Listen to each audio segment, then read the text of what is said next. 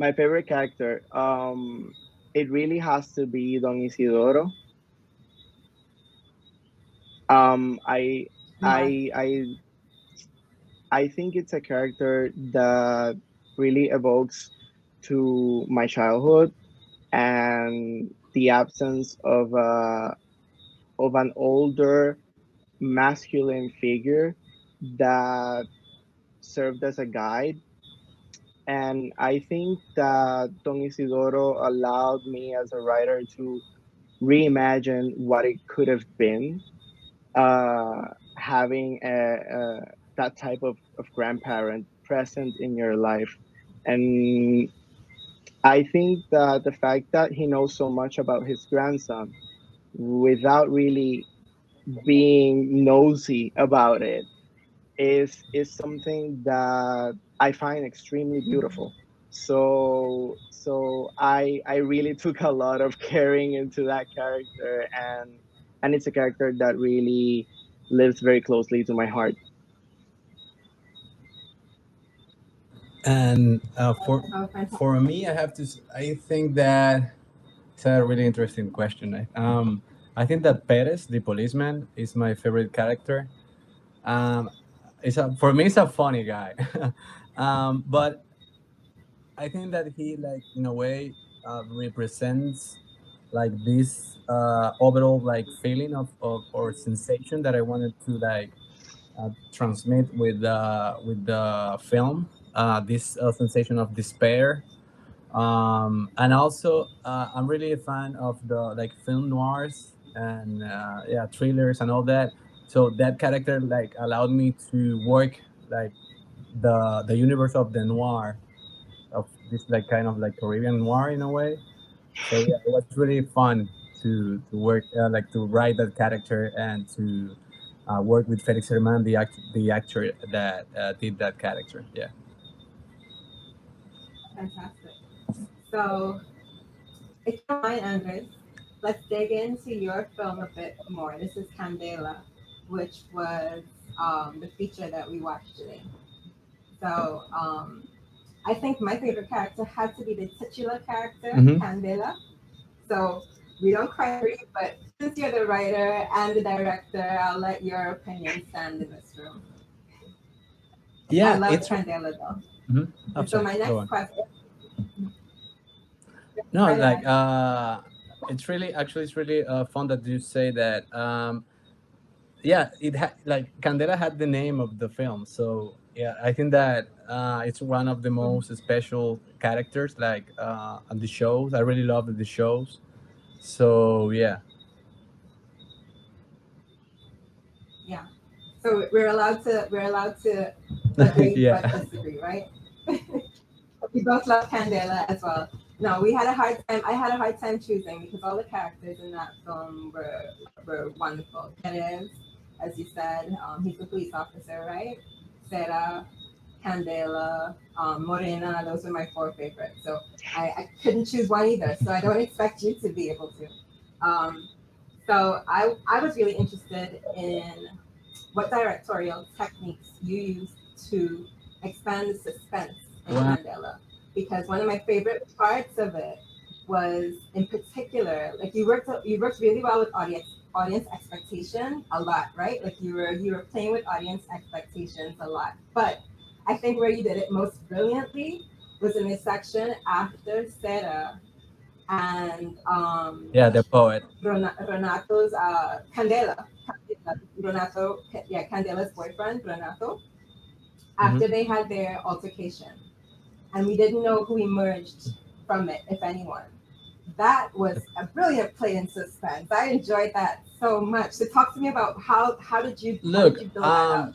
to be honest, like that, for example, that particular moment, we did it like in when we were like doing the editing of the film with Juan Jose, the editor. Like we changed like a lot of the story, like in the editing room.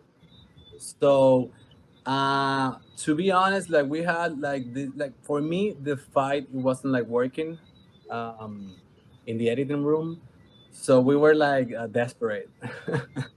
So like that solution came out of desperation.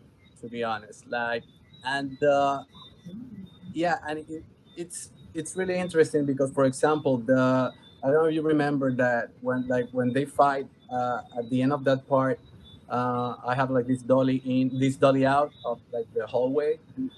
So that hallway, it wasn't like I didn't write that on the script, but like 2 days before this scene, I had this dream about the hallway and the dolly in. So I came like the next day, like, we have to shoot this. I don't know why, but I feel that I have to shoot this. And in the editing room, we just like out of desperation, I got this idea, like, what about this hallway? And we put that in there, and it's just like flow. So um, and about suspense, I don't really know how to like answer that. Like, I don't I to be honest, I don't work like that. Like thinking of like suspense, I just like try to. I think that like one of the harder things to do in cinema is like to know how do you say like the information, and how many information do you give to the audience. So yeah, I don't know how to do that. You just feel like, okay, this doesn't feel right here, and you just play. Right. You feel it out until it felt right. And most of that feeling out you see within the editing Yeah, room because yeah, we work it it a wasn't lot. landing right. And you felt when it Yeah. did land. All right. Excellent. Okay. So Raul, if you don't mind, let's switch back to you. I loved your Thank story. you. I love what you wrote. Um, talk to me about why you wanted to tell this story, this particular story. You spoke about it a bit when you talked about your favorite character being Abuelo, who's my favorite too. I love Abuelo. He's very observant, as you said, right? Everything that was going on around him. Um, but but but why did you? Why this story? um, you know, sometimes you can feel here in Puerto Rico that things are kind of like very divided between like the city life and the entire rest of the island, la isla, and it's kind of like the countryside. And one of the things that it's very interesting is that even if we're a small island, like we have very different mindsets about things. And in the countryside of the island, there is there's still even in 2021 this intense conservatism, and people are very religious. They, they they're very devoted to their religion and their spirituality. And it's beside I'm very interested in that, and I grew up in the countryside, so that was my childhood. And most of the time when we tell stories, they all come from that place, from that child that's still in us. So for me it was very necessary to let that child speak again. So for me it was a very personal decision to tell the story. And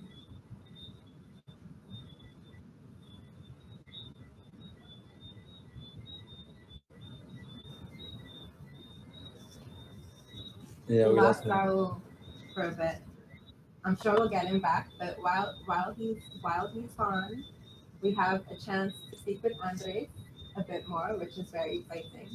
So, Andres, I know that this is your very first feature film. Mm-hmm. I want to ask you the same question that I just asked Raul, which is why did you choose to tell this story for your first feature? I know that it was based on a novel. Yeah. Did you So love yeah, the novel? Like, tell me. yeah, great question. So actually, Candela is based on a novel from a Dominican author that is called Rey Andújar. It has the same name, Candela. So yeah, when I had the chance to read the book of Ray like a couple of years ago, like 10 years ago or something like that, I was like at college. It just blew my mind. So there, I found this like no enti- Caribbean. That, okay, yeah, oh, Raul, are you there? I came back. I'm sorry. You can Welcome yeah. back. Welcome back. So yeah, so I was just like in love. I'm obsessed with the novel of Ray because in a way, like the novel gave me the words like to like in a way like define the Caribbean that I was seeing on the streets, but but I didn't know how to, but I didn't have the words, in a way. So the novel has like like this big universe of these magical characters that live between despair and dance and cabaret and poems and the death, you know.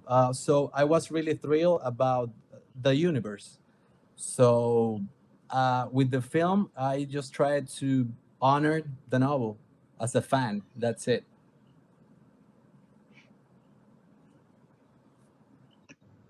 It's really interesting. Thank you for sharing that. Um, I have a follow up question to that, but before we get to that, Raul, is there anything else that you wanted to say about why that story? Because I know we Yeah. lost you for a bit. Sorry So about that, let's guys. Go on, know go on. about no, don't apologize. It happens. It Yeah. happens. Anyways, I'm just Okay. gonna sum it up. But yeah, I honestly wanted to give that child a voice again, and I wanted to tell and reimagine like how would my childhood would have been a bit different if I had that guide. And it was something that I didn't come. It wasn't a story that came to me on my own. Like I guess that it's always a collective effort. You know, there's a lot of people around you, and I'm surrounded by amazing queer artists that also have lived through this, and I I found inspiration in seeing the dynamics of their families, on seeing on hearing their own stories, and I could relate so much on that. And I always said to myself like, I wish we could see that, you know. And I kind of wrote it, and it kind of came like a prayer. And writing the story was mostly like that. So I did do it not just for myself, but also to kind of like echo a lot of the voices that were around me that in some way I felt that needed to share this story. I heard that, and what wonderful reasons to get into storytelling. Andres, back to you, Candela. So one of my favorite parts of Candela was the mise en scène in general, but in particular, Sarah's apartment, the modern futuristic thing going on there with the lights and the blue light in particular, the use of the blue light there, and as well as the the lighting that's on her walls and the modern lines of all the furniture. You said that you wanted to approach this directing this feature as a fan of the novel. Was a lot of that sort of stuff, that part of the world, in the novel? Because that struck me as really visually interesting and stunning. Like the answer is yes and no. Um, because I was like reading the novel again like a couple of weeks ago, and I realized that like a lot of visual ideas were in the novel, but like I didn't like realize till like now, like little clues, you know, like blue neon lights in the first page, you know. So yeah, so it was like the interesting thing is that like we approach the adaptation not only like adapting the novel but the complete universe of Bray and Duher. So we took like characters from other novels, we mix characters, we create characters, we did all that. And in the specific case of Sarah, in the novel, Sarah is just like, I don't know how to describe her. It's just like this queen of death, in a way, beautiful queen of death in a way. And the character in the novel has this like I felt her like it was like made of plastic in a way, of porcelain in a way. So that was like the main approach that we had with her. Like, let's shoot this. Like, this is a broken woman. So, uh, in a way, let's do like put the camera in a way that we can just like cut her head or her butt or her body or whatever. And because she's always trying in a way, at least I see it that way, to protect herself from the world around her. She never talks, and in like, I think that the only scene when she allow herself to open up uh, is when she's talking with her father, and we don't see her face, so she's like in a way protecting her with like with the audience, even, so yeah, that was more or less like the idea. Understand. Yeah. So, hmm. where I want to go next with this is, would you say that sexuality, female sexuality in particular, is villainized in your movie? I'm sorry, can you repeat the question again? Would you say that female sexuality is villainized in your movie? It's feeling nice. I don't understand. Sorry. But Villainized. Really nice. Really nice. Oh, Um, that's a great question. um, Look, yeah, for villainized. me,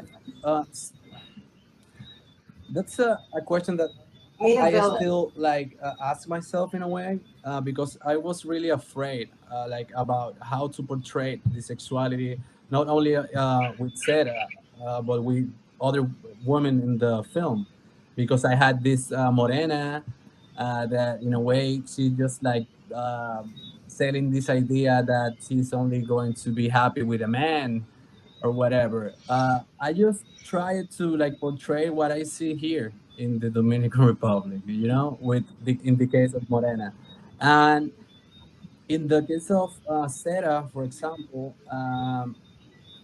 I think that in a way, I don't know if the word it's villainized, but I think that every woman maybe in the film like used in a way there's her sexuality, for me, as like as a power in a way.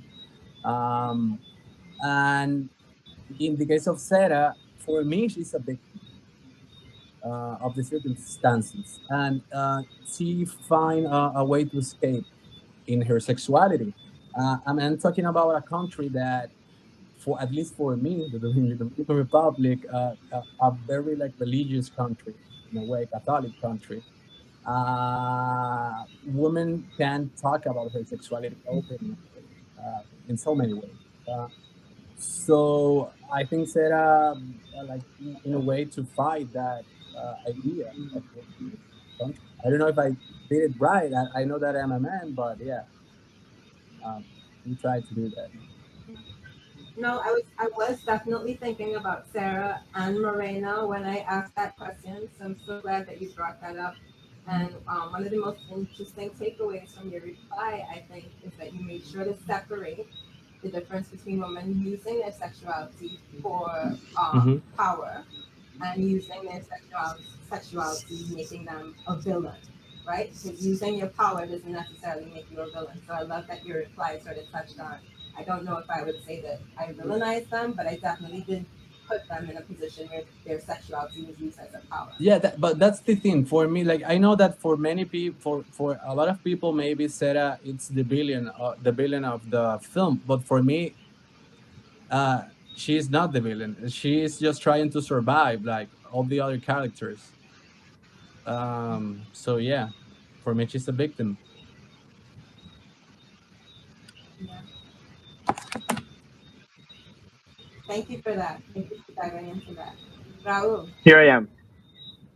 so what I love, here you are, still with us.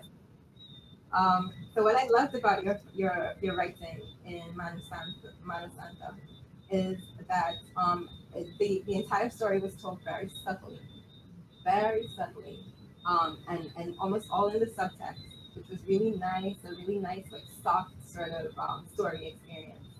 But my question is about your midpoint. So at the middle of the film, I didn't know if it was intentional or not, but there's usually a structural shift around the midpoint of a story. And so I noticed that at the midpoint of your story, we have the introduction of the country woman who comes to Abuelo to, I guess, get some sort of help. And she runs into Abuelo's grandson and is like, oh my God, you're growing so well, you look so cute. And then she starts talking about funny boys, meaning dates, right? And it's just a little bit of dialogue. It's not stressed on a lot, but it definitely colors the way that we see the second half of the movie. Was that midpoint shift something that you put deliberate thought into, or did it come out organically? I'm really interested to know, as a writer, how did you put that into the story Yeah, and why? it was very deliberate. It was very deliberate. I think that the character of Don Isidoro Abuelo is a character that he's silent. Like, there was something of playing a bit with the stereotypical image of men, that they don't express emotions and they don't talk a lot. So you have like two guys that don't really know how to communicate that well, so they're bound to be silent.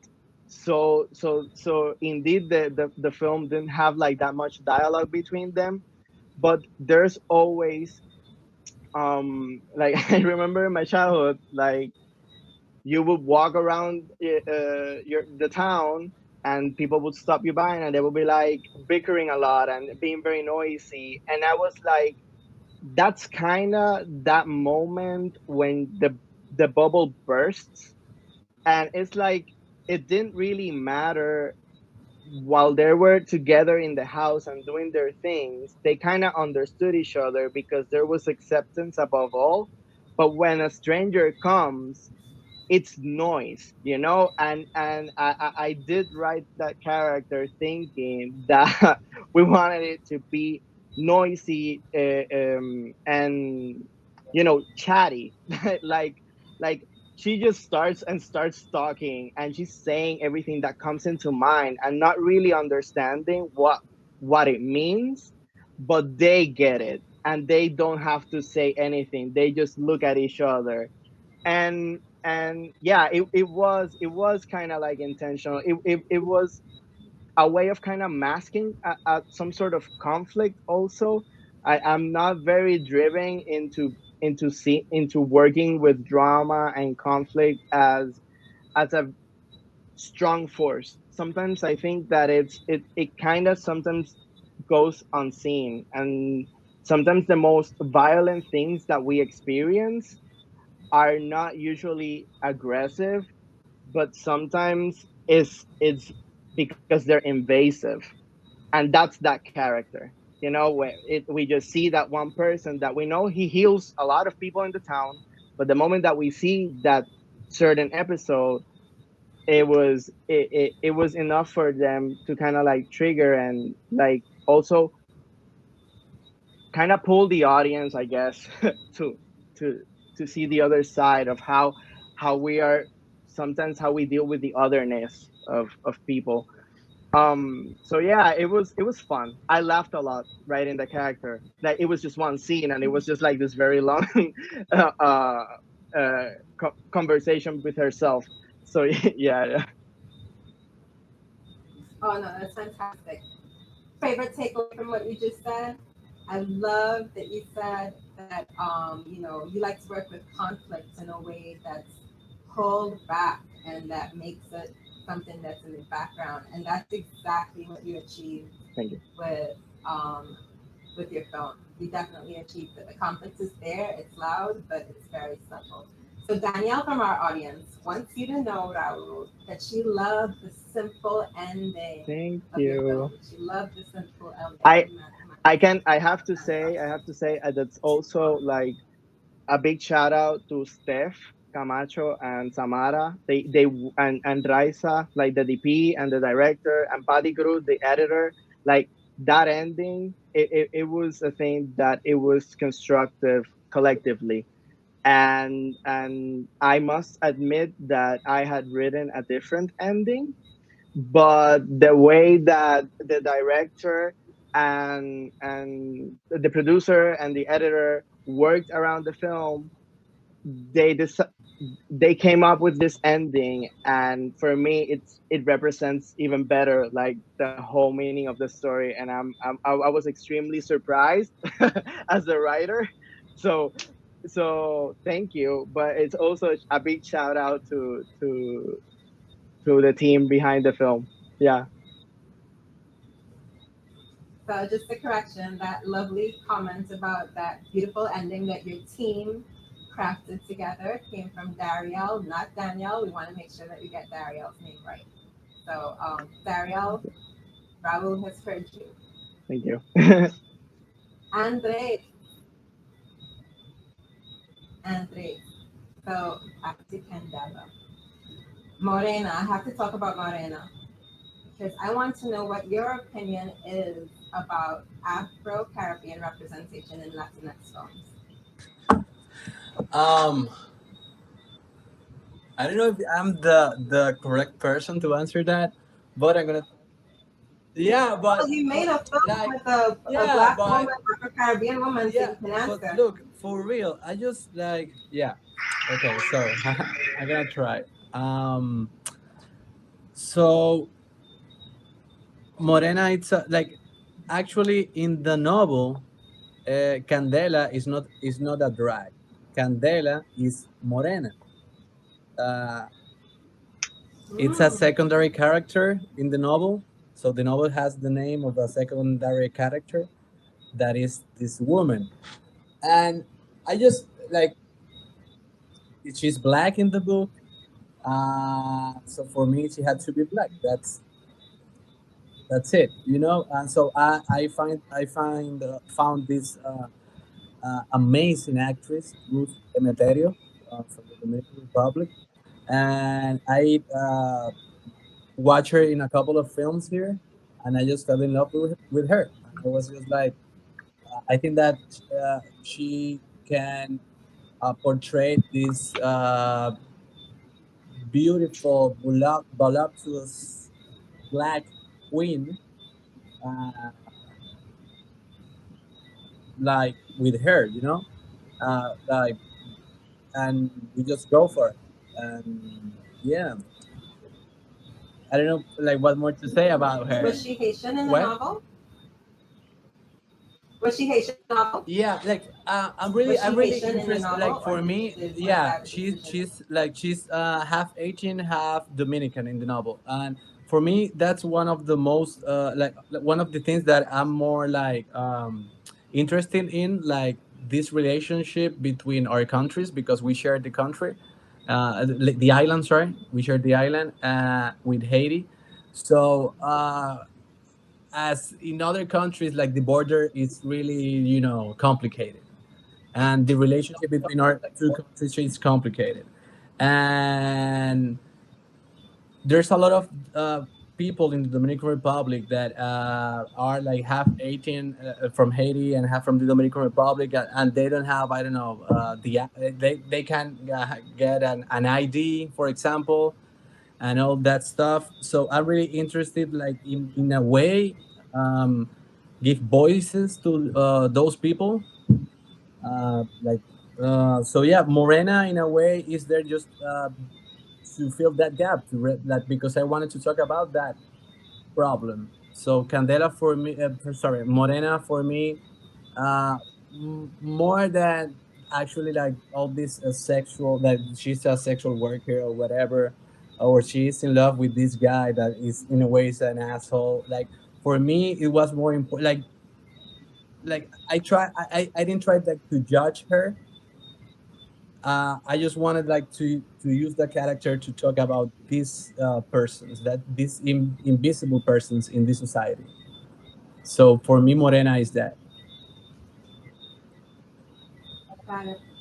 So, talk to us about that interesting decision that you just revealed. You just revealed that in the novel, Candela and Moreno were the same character, and that you guys decided to split them in the movie. Talk to us about how that decision came about. That's It just came naturally in the process. I'm a person that try to be open to change, um, to the to talking with the crew, with Laura in this case, the co-writer, when we were writing like we did like 10 versions of the script in 3 4 years or something like that, and every version changed a lot. Like we got one character from one version and another character from another version, and we just mashed that together to create a new character. It was fun. It was just fun in Yeah. the making, and uh, we got it was a script like really hard to write. We got this every couple of months. We just get stuck, and in trying to continue with the writing the script, we just tried to change things a lot. For example, in the first version of the script, the film was only about Perez, about the policeman. And from a crisis, we just came with this idea of doing it like in the novel, in chapters. So it's just like the way we work. So yeah, it was just a part of the Yeah, it's just part process. of the process. Yeah. And I think that for me at least, if you want to make like a good adaptation of a book to a film, I think that you have like to write, like to read the maybe once or two the novel and just forget about that, and just go with the feeling and do your stuff, because it's like two different words. So uh, in the novel, a lot of things work, but in the film is going to be like different, So. Yeah. So we have another question from the audience. This one's for you, Andres. It's about the significance of the water and the shape Wow. of it. Um, Yeah, that's a great question. It's the second time that someone asked me that. Look, the film started with this quote of Virgilio Piñera that it states, I don't know how to say it in English, but it's like, si no supiera que el agua me rodea como un cáncer, hubiese podido dormir a pierna suelta. It's something like, if I did know that water wasn't like all around me, I would sleep like in a comfortable way or something like that. And for me, that phrase like encapsulate the whole idea of the film. I came from I'm from an island in the Caribbean. I see the sea every day. Every day I see like the ocean, like the Mar Caribe right there. And so we have a relationship with water. It's in our veins, I think. And for me, when I started to write the film,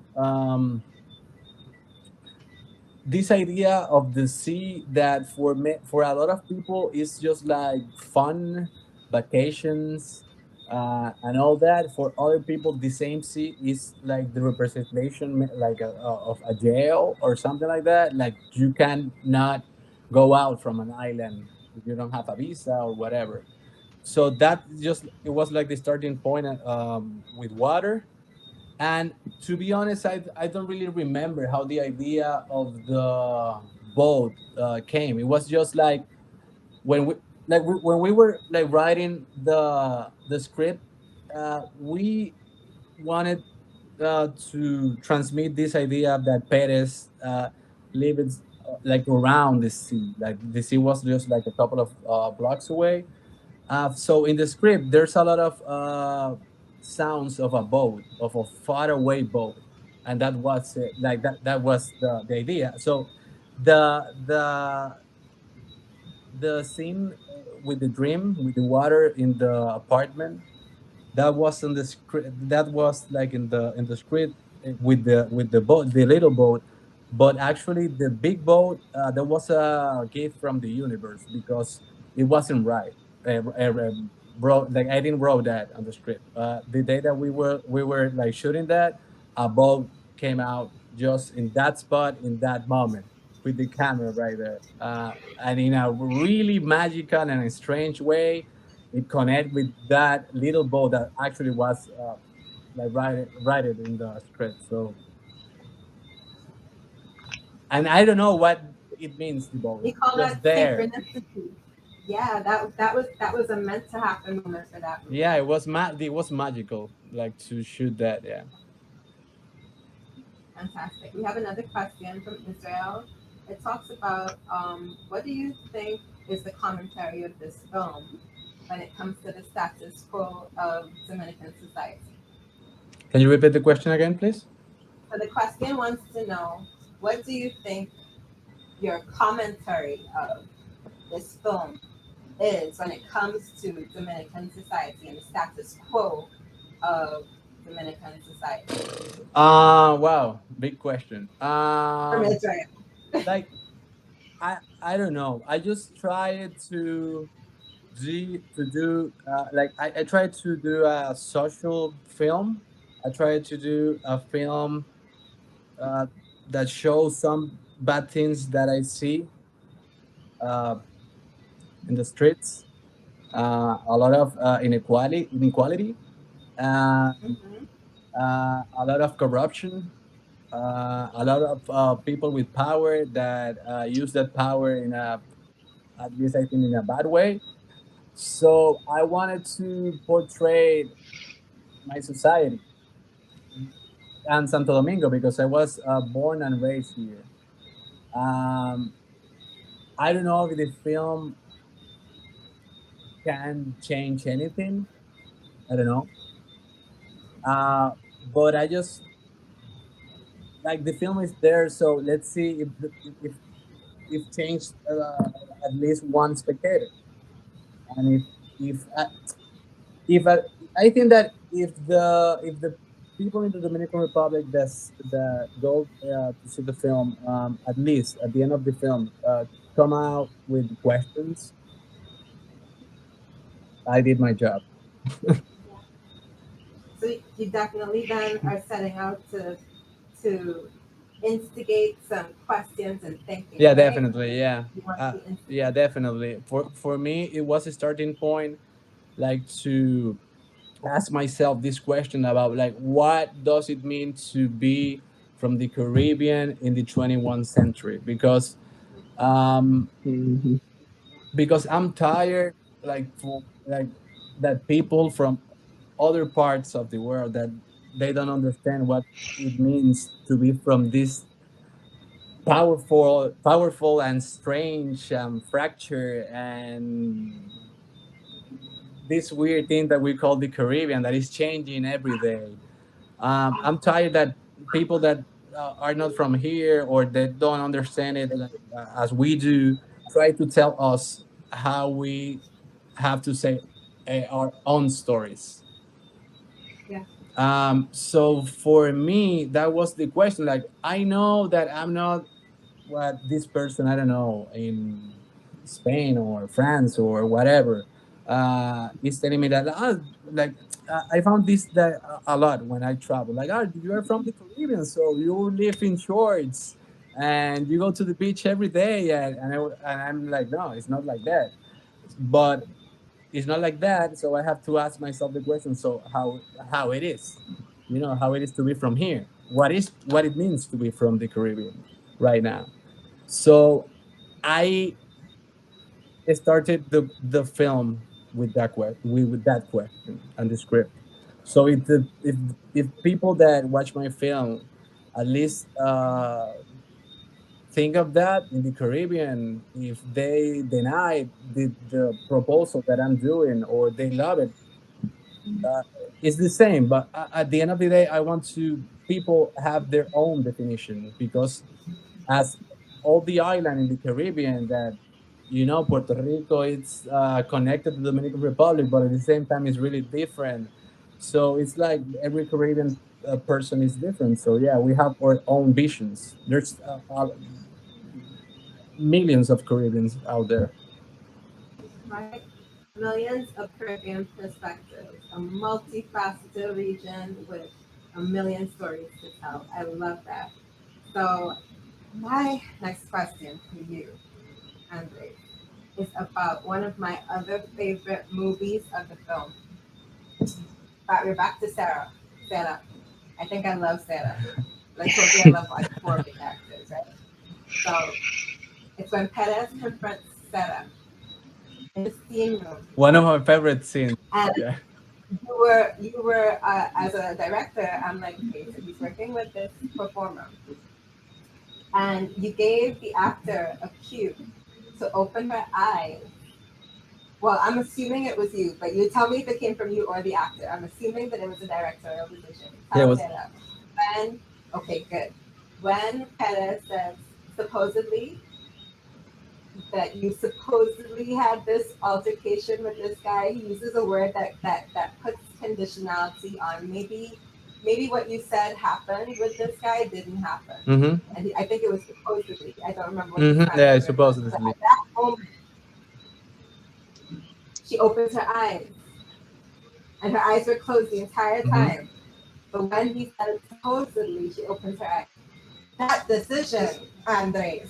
Talk about director. That was a great decision. Talk to us about it. Well, thank you very much. It was another decision that we did in the editing room with Juan Jose Cid, el editor queer. The scene was really long. It was like it had like 2 more minutes of she just like that and he talking.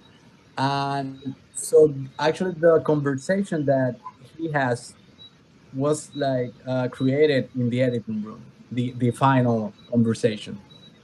Um, so it was a decision of like I felt it, like it's a great question because we uh, work on that scene for weeks to find the precise moment in which she was going to open her eyes, and it just felt right in that moment because it's a like actually it's a question for the audience like you're saying right now, like why in that precise moment she opened her eyes.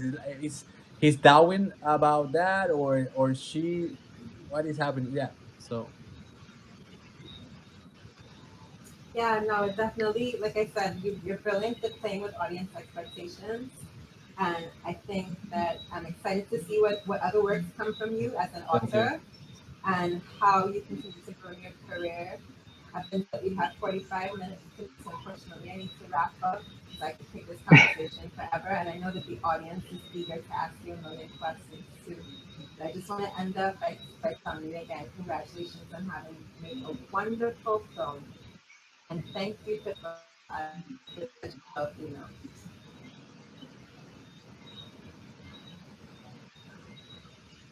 So to our audience, thank you for joining us for our opening night. We hope to see you again throughout the festival. Thanks again to our sponsors and partners. Check out ttfilmfestival.com where you can find all the information on how to buy tickets and check out the films coming up from tomorrow. The opening night films that we saw tonight, are going to be available for 24 hours. So you have 24 hours to still see the film. I'm Kathy Kareem of StoryPlay.tv, wishing you a great night and a wonderful TTFF 21. It's official opening night, y'all. All right. Thank you to everyone for joining us for this year's opening night ceremony of the Trinidad and Tobago Film Festival. This is our 16th year. We want to thank Kathy Kareem for facilitating the Q&A with the opening night filmmakers, Andrés Farías of Candela, and Raúl Abner Samrah, writer of Mano. Thank you to Mr. Derwin Howell, chairman of FilmCo, organizers of the Trinidad and Tobago Film Festival. We need to say a special thank you to our sponsors, without whom we would not be here. Our signature sponsor, NGC. Our leading sponsors, Republic Bank Limited and Shell Trinidad and Tobago Limited. To our contributing sponsors, NLCB and Ministry of Tourism, Culture and the Arts, and our supporting sponsor, Sport and Culture Fund. To our programming partners, Film TT, U.S. Embassy Port of Spain, Embassy of Mexico, FIFAC, Cinematique. We thank you for working hand in hand with us to bring us quality industry events. This year's theme is Watch Me. Are you going to watch 120 films that are programmed in this year's Trinidad and Tobago Film Festival? We also have Lyman Live on our Instagram. We have Q&As that are going to be live on our Facebook and YouTube channel. We are going to have panel discussions. We're going to have presentations. We're going to have information sessions. And we're really, really incredibly happy to have Horace Orville retrospective, an important Trinidadian British filmmaker in the film landscape.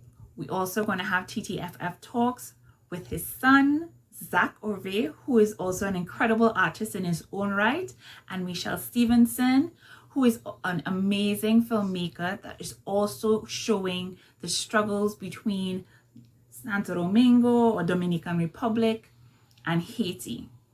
We invite you to watch me, to check out ttfilmfestival.com. We have a jam-packed schedule of events, and we want to bring you along with us. So thank you so much for joining us. Enjoy the rest of your evening. Bye.